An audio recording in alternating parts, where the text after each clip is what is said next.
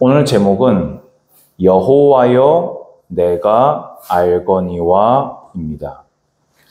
저는 이상하게 예레미야서만 이렇게 읽게 되면은 그하고 이렇게 저를 동일시하면서 자꾸 이렇게 읽게 되는 것 같아요.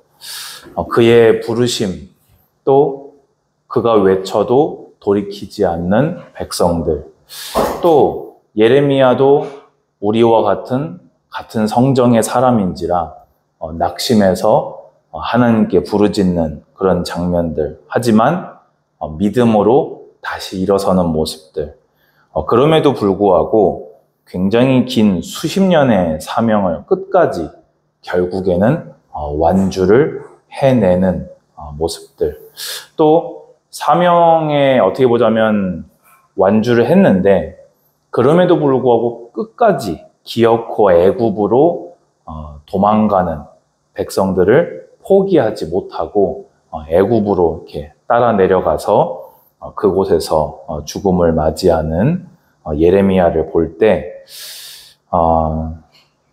자꾸만 이렇게 이게 동일시하게 하면서 되게 읽게 되는 것 같아요. 여러분들도 성경을 읽으실 때 그 성경 안으로 들어가시고 그 성경을 통해 사람을 택정하시고 부르시는 그 부르심을 통해 여러분의 부르심을 발견하시고 그들이 먼저 간 믿음의 길을 보면서 따라야 할 길을 따라가시고 배우지 말아야 할 것은 바르게 배우지 마시고 또 그 사람을 통해서 결국에 평생을 통해서 일하신 하나님의 신실하심을 보시면서 매일매일 성경을 잘 읽어 나갔으면 좋겠습니다. 예레미야의 별명은 무엇입니까? 우리 잘 알지요? 눈물의 선지자입니다. 그래서 예레미야 애가가 따로 있을 만큼 그는 이렇게 늘 공의로 심판하시고자 하는 확고한 의지가 있으신 하나님과 그 확고한 의지를 아무리 드러내셔도 돌이키지 않는 백성들 사이에서 늘 이렇게 울며 구했던 선지자였습니다. 오늘 이 예배를 드리면서 하나님의 마음이 여러분의 마음이 되는 예배가 되셨으면 좋겠고 예레미야가 품었던 그 믿음과 그가 보였던 성실이 오늘 여러분의 것이 되기를 주님의 이름으로 축복합니다. 먼저 예레미야는 패역한 백성을 향해서 하나님의 뜻을 이렇게 선언하게 됩니다. 17절 보면요. 애워싸인 가운데 앉은 자여 내 짐꾸러미를 이 땅에서 꾸리라. 이제 너는 몇 날이 못 되어서 포위될 것이고 이제 짐을 꾸려라. 왜냐? 정말로 망해서 너희 남유다가 나라 통째로 포로로 끌려가게 될 것이다. 18절에 여호와께서 이와 같이 말씀하시되 보라 내가 이 땅에 사는 자를 이번에는 내던질 것이라 라고 되어 있습니다. 이게 무슨 말일까요? 여러분 지금까지 선지서 읽어오면서 느껴진 바가 하나 있지 않습니까? 심판하시겠다 했는데 어떻게 됐습니까? 예레미야서까지는 그 심판이 안 임했던 것은 아니지만 아주 약하게 몇 번 있었지만 그건 다 경고성이었지요. 그러다 보니까 백성들의 반응이 어떠했습니까? 심판한다고 말은 많이 했는데 심판 안 하는구만. 우리 가운데 하나님이 없다. 심지어 심판한다는 예언대로 될 거면은 우리 어차피 내일 다 죽을 건데 오늘 먹고 죽지 뭐. 이런 반응을 보였거든요. 그 이유는 무엇이었습니까? 죄인을 사랑하시는 하나님의 사랑 때문이셨습니다. 하지만 그 사랑은 공의를 어기지 않으십니다. 그래서 이번에는 이라고 말씀하신 겁니다. 히스기야 때 한번 남유다가 멸망할 뻔했습니다. 전 국토가 점령당하고 모든 성읍이 점령당했었습니다. 그때 금은 보화를 박박 긁어서 바쳤을 때 아수르 왕이 돌아갔었어요. 그 뒤에 쳐들어왔을 때 이야기합니다. 우리가 말 2,000필 내주면 너희가 한번 태워볼래? 라는 조롱을 당할 만큼 아무런 대항할 능력이 없을 그때 히스기야가 그 편지를 펴놓고 주님 앞에 무릎을 꿇었고 기적적인 하나님의 능력으로, 기적적인이 아니죠. 하나님의 능력으로 아수르에게서 구원하셨습니다. 근데 이 말씀은 이제는 그런 일이 없을 것이다라는 겁니다. 나무 뿌리 위에 도끼가 얹어졌음을 주님은 선언하고 계신 것입니다. 여러분, 하나님께서 여러분을 분명히 사랑하고 영원토록 사랑하십니다. 하지만 그것과 똑같은 무게로 하나님은 한없이 공의 그 자체이십니다. 죄인을 사랑하시지 죄를 사랑하시진 않습니다. 죄인을 기다려주시지 죄를 기다리시지는 않으십니다. 그래서 뭐라고 되어 있습니까? 그들을 괴롭게 하여 깨닫게 하리라 하셨느니라.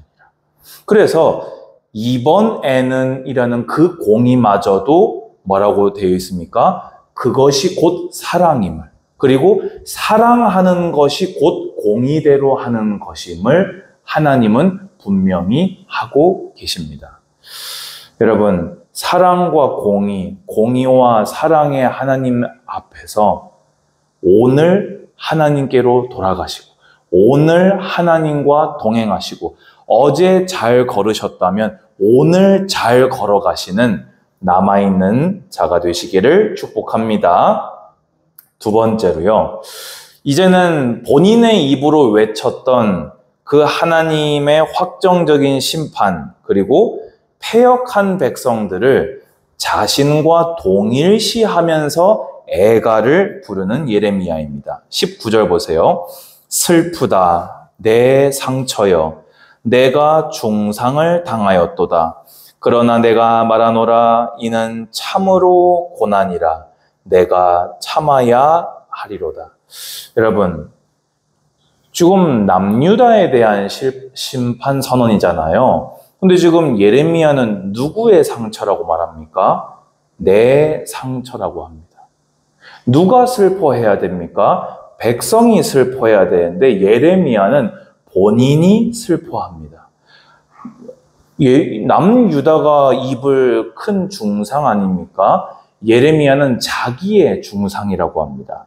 여러분, 정말로 권면드립니다. 여러분들에게 이런 믿음이 있기를 주님의 이름으로 축원드립니다. 우리는요, 신앙 공동체에서 범죄가 발생하잖아요. 내가 나의 공동체를 정죄하고 비난합니다. 그리고 혐오합니다. 그리고 외면합니다.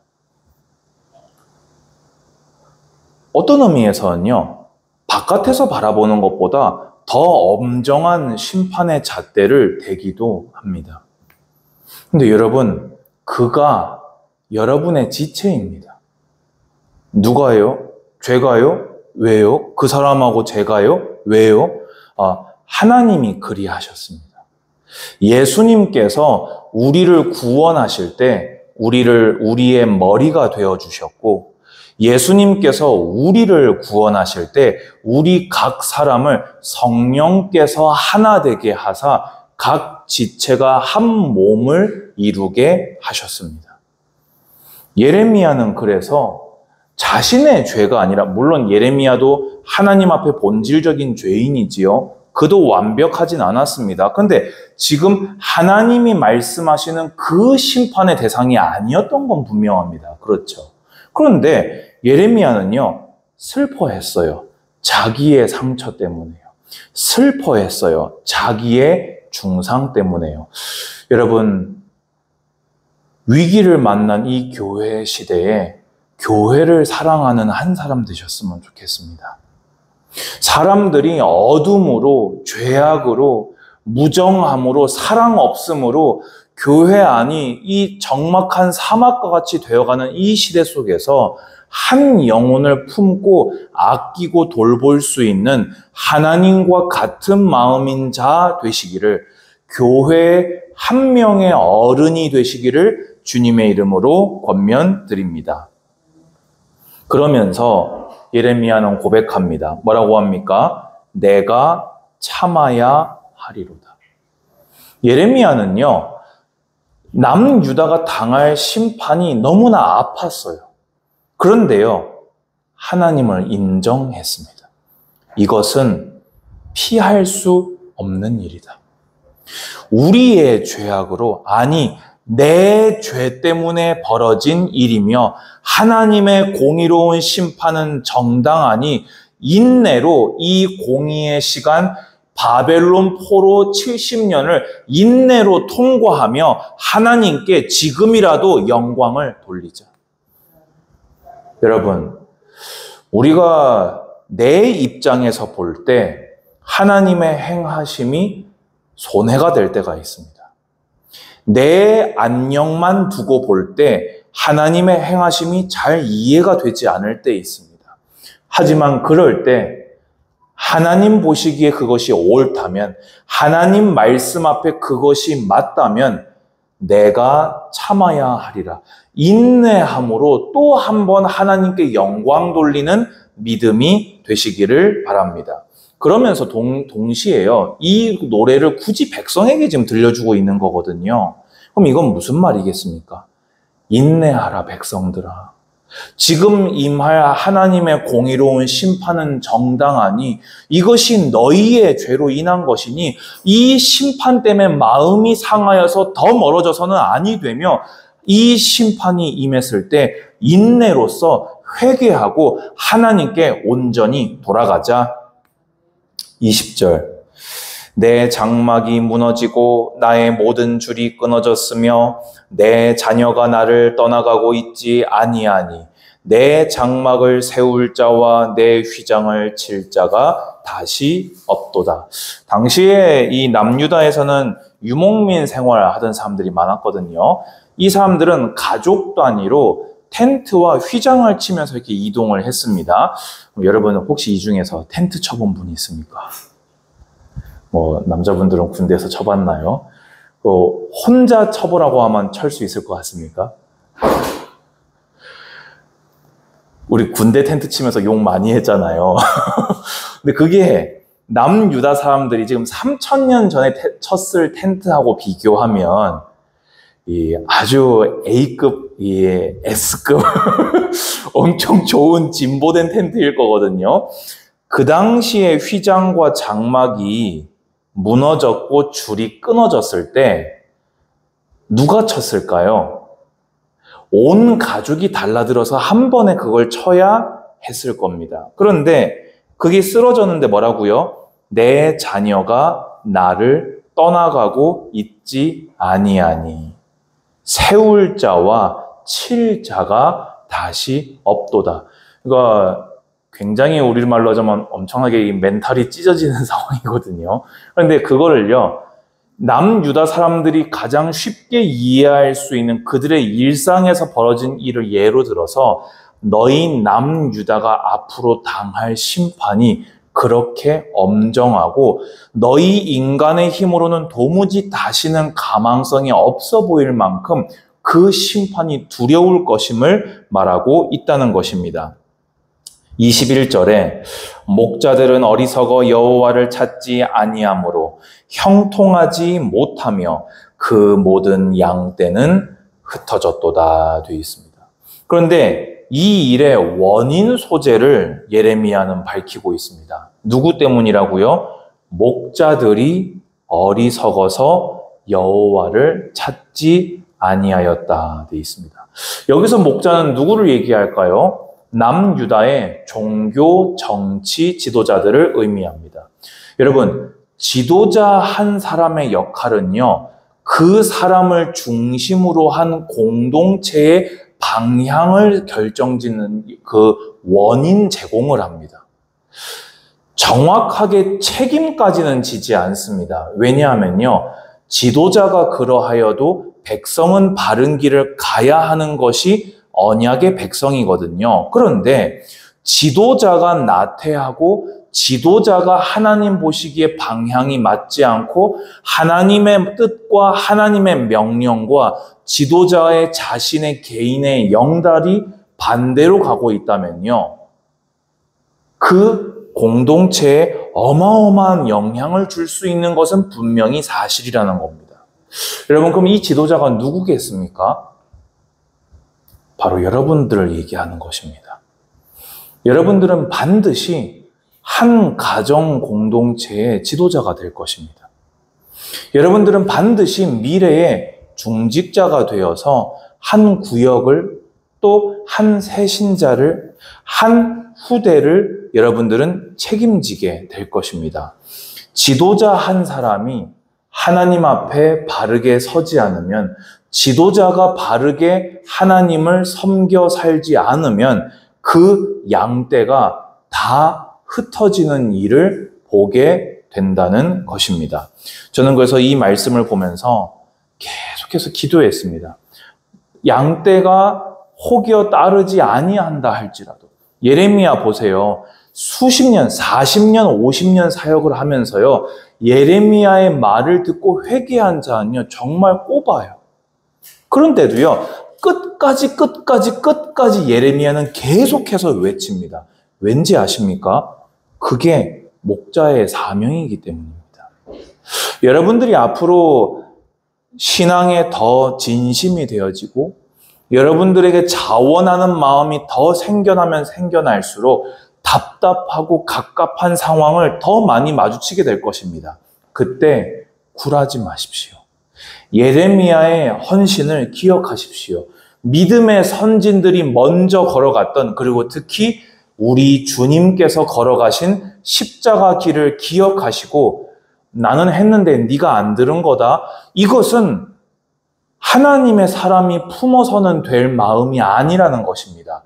여러분들에게 맡겨진 양떼를 가슴에 품고 끝까지 사랑하는 주님 닮은 목자들로 세워지시기를 바랍니다.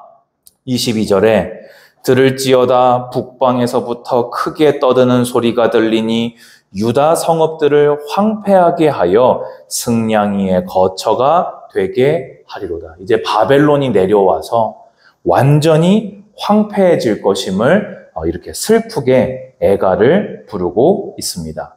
자, 근데 저는 이제 오늘 이 하이라이트가 오늘 제목도 그렇지만요, 23절 이하에 있다고 봅니다. 하나님의 뜻을 알았어요. 이제 이번 애는 이제 정말 물을 수 없는 심판, 그리고 애가도 불렀어요. 근데 그런 그가 이제 이렇게 되면은 사실 여러분 같으면 좀 어떨 것 같습니까? 여러분이 선지자예요. 근데 심판이 임하기로 확정이 됐어요. 그 내용이 얼마나 처참할지 자기가 애가도 불렀어요. 그러면 이제 남는 게 뭐밖에 없지요? 네, 망하는 거죠, 그냥. 끝난 거죠. 그러면 우리 마음이 어떠할까요? 하고 싶지가 않죠, 이제. 아니, 선지자라고 부르셨잖아요, 하나님이. 선지자 뜻이 뭐예요? 망하는 거 지켜보는 자입니까? 백성을 돌이켜서 회복을 시키는 자가, 하나님의 뜻을 알려서 그 뜻을 이루는 자가 선지자인데, 예레미야는 백성을 너무 사랑하는데 멸망이 확정됐다고 자기 입으로 방금 외쳤단 말이에요. 사명이 끝났네요. 이게 지금 사역 초반이거든요. 예레미야가 부름받았을 때 20살로 추정된단 말이에요. 근데 그때 인생의 이 스포일러를 당해버린 거예요. 근데 안 좋은 쪽으로. 근데 그때요, 예레미야가 고백합니다. 여러분 잘 들으시기 바랍니다.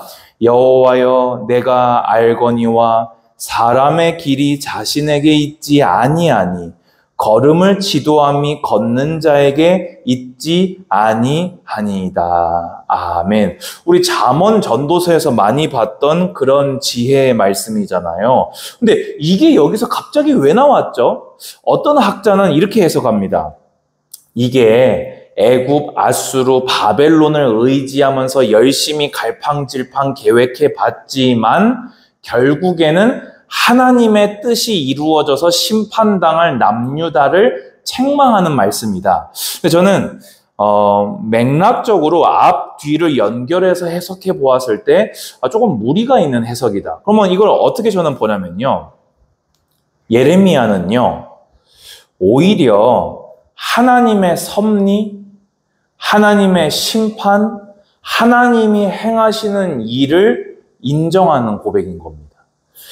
주님, 제가 남유다를 사랑하고 생각하는 이 마음 가지고 하나님의 공의의 뜻을 저는 막아설 수 없습니다. 사람의 길이 자기가 원한다고 해서 그 길로 갈 수 없음을 인정합니다. 그것이 남유다가 살고 죽는 것이 오직 하나님께 달려있음을 믿습니다. 선지자로 저를 부르셨지만 제가 선지자로서 어떤 사역을 하고 어떤 열매 그 결과를 거둘는지가 그걸 지도하는 게 제가 선지자지만 제가 지도할 수 없고 하나님이 하십니다라고 하나님의 절대 주권과 하나님의 그러니까 자신으로서는 잘 이해가 안 되지만 그러지 않으셨으면 좋겠지만 하나님의 압도적인 월등하심, 선하심, 의로우심, 거룩하심 그리고 사랑이심을 인정한 거예요. 근데 그리고서 뭐라고 하냐면요. 여호와여 나를 징계하옵시되 너그러이 하시고 진노로 하지 마옵소서 주께서 내가 없어지게 하실까 두려워하나이다. 여러분 이상하지 않습니까? 예레미야는 뭘 알고 있다고요? 이번에는을 알고 있어요. 이제는 용서를 안 해주신대요. 이제는 안 봐주신대요. 그리고 방금 전에 자기가 선지자지만 자기 힘으로 못한다고 고백까지 했어요. 결국에 하나님의 뜻이 이루어짐을 인정하고 높였어요. 근데 그래 놓고 아니 하나님의 뜻과 반대로 지금 선지자가 기도하는 거예요? 무슨 말입니까 이게? 여러분 그럴 때 있지 않습니까? 그런 생각이 갑자기 탁 들어서 여러분 막 뇌가 막 꼬일 때 있지 않습니까? 어차피 하나님의 뜻이 작정이 돼 있다면 내가 아무리 열심히 해봤자 소용없는 거 아닌가? 이미 이 일이 안 되게끔 될 것 같으면 내가 무슨 짓을 하고 무슨 몸부림을 쳐봤자 안 되는 거 아닌가? 여러분 이 말을 어떻게 생각하십니까? 이런 생각 해보신 적 있습니까? 없습니까? 있지요? 근데 이거는요, 경우에 따라서 바르게 우리가 바라봐야 됩니다. 만약에 내가 죄악을 범하고 있는데 그런 소리를 하면은, 그건 이제 맞을 소리지요. 그렇지요? 만약에 그게 하나님의 선하시고 의로우신 뜻이 있는데, 내가 내 사리 사욕을 위해서 가고 있는데 그런 소리를 하면은, 그것도 꿀밤을 한 대 맞을 소리입니다. 그런데 지금 예레미야의 상황은 어떻습니까?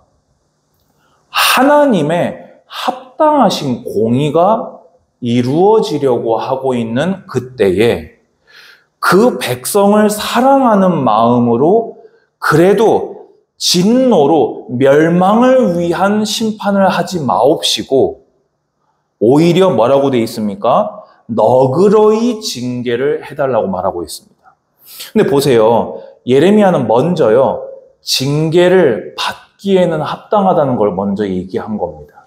하지만 그 징계가 진노로 감정적으로 화가 나서 멸망시키려는 진노를 위한 진노가 아니라 언약을 기억하시고 약속을 기억하시고 이들을 아까 위에서 얘기했던 것처럼 깨닫게 하기 위하여, 이들을 궁극적으로 잘되게 하기 위하여 하나님의 구속사를 이루는 그 징계로 주님께서 너그러이 이들을 심판하시고 이들을 회복시켜달라고 간구하고 있다는 것입니다. 여러분, 하나님께서, 지금 제 말이 좀 어렵지요. 저도 설명하면서요, 여러분들이 이걸 어떻게 설명을 해볼까. 근데 더 복잡하게 설명하지 않겠습니다. 하나님은요, 공의로 심판하시기로 한 겁니다. 맞죠? 그런데 예레미야가 하나님입니까? 그럼 하나님은 예레미야에게 뭘 맡기셨지요? 백성에게 가서 외치라고 하신 거예요. 그러면 외치는 목적이 뭘까요? 두 가지입니다. 하나님은 공의의 하나님이시기에 죄에서 반드시 돌이켜야 한다는 것을, 그렇지 않으면 심판이 임한다는 것을, 그 사명 감당했어요? 안 했어요? 했죠. 그러면 예레미야의 두 번째 사명이 뭘까요? 그 백성을 사랑하고 그 백성이 죄에서 회개하여서 여호와를 경외하게 하는 것입니다. 하나님의 공의가 결정이 되었고 이번에는 이라고 하셨다면 하나님은 그 일을 하실 것입니다. 그럼 우리는 뭐 하면 됩니까? 하나님을 인정하고 높이면 돼요. 그런데 거기서 끝입니까? 하나님이 그 일을 어떻게 하실지 여러분 아십니까? 언제 하실지 아십니까? 무엇으로 하실지 아십니까? 그것이 드러날 때까지 하나님이 부르신 그 부르심을 따라 믿음으로 성실하게 계속 살아내십시오. 어설픈 사람들이요, 하나님의 절대 주권과 자유의지가 충돌하는 거 아니냐 이러거든요. 여러분 까불지 마십시오. 하나님은 여러분에게 온전한 자유를 주셨습니다. 하지만 그것은 하나님의 온전하신 작정과 주권과 섭리 안에 있습니다. 이것은 결코 충돌하지 않으며 믿음으로 받으시기 바랍니다. 뭐를요? 하나님의, 여러분의 이 수많은 인류의 자유의지와 충돌하지 아니하시며 당신의 뜻을 이루어 가시는 초월하시는 거룩하신 하나님을 믿으시기 바랍니다. 오히려 그 하나님을 믿을 때 마음껏 성실하게 끝까지 여러분의 사명을 여러분은 완주하게 될 것입니다. 아까도 말씀드렸죠. 아무리 도와주려고 해도 아무리 그래도 안 돌이키면 말아야 됩니까? 아유, 하나님이 얘는 포기하셨나 봐. 그래야 됩니까? 붙여놓은 이상에는 끝까지 책임지십시오. 누구 맘대로 포기합니까? 하나님이 그게 정말 맞았으면요, 이 뒤로 11장이 없어야죠. 이번에는 안 봐줄 거다 했으면 정말 거기서 이제 하나님의 절대 주권상 끝났으니까 난 이제 끝났구나 내려가야 됩니까? 아니라는 겁니다.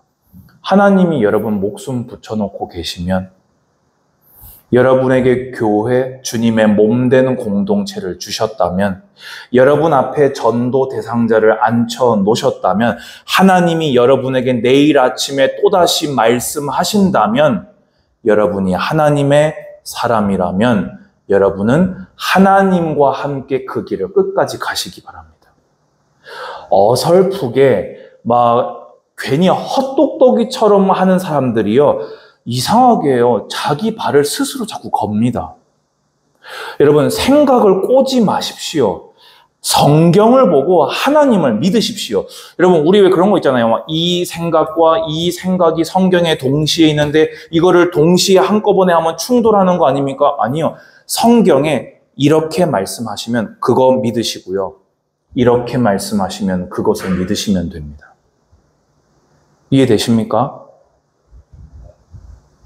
여러분, 하나님 다 이해할 수 있습니까? 그럼 하나님과 여러분의 관계 완전히 이해할 수 있습니까? 그러면 하나님이 행하실 일들 완전히 이해할 수 있습니까? 근데 내가 완전히 이해한 건 있잖아요. 내가 소유한 이 복음. 완전이라는 표현을 잘 이해해 주시기 바랍니다. 내가 소유한 이 복음. 주님 내게 주신 이 귀한 하나님 말씀 성경. 하나님께서 오늘 나에게 하신 말씀, 그러면 분명한 그것은 하시지요. 잘 모르겠는 거 좀 두시고요. 하나님의 선하심을 지금 예레미야 고백했잖아요. 사람의 걸음을 지도함이 걷는 자에게 있지 않습니다. 하나님이 행하실 줄 믿습니다. 하나님이 행하시는 그것을 인정합니다. 해놓고 여러분은 분명한 거 그거 하시죠. 모르겠는 거 놔두시고 분명한 거 그거 하시죠. 2024년 그것을 구하는 해입니다. 모르겠는 하나님에 대해서 이해할 수 없었던 것을 아는 해가 아니라 분명한 것을 찾고 여러분들이 평생 멈추지 않고 달려나갈 그 길을 찾는 해입니다. 아멘?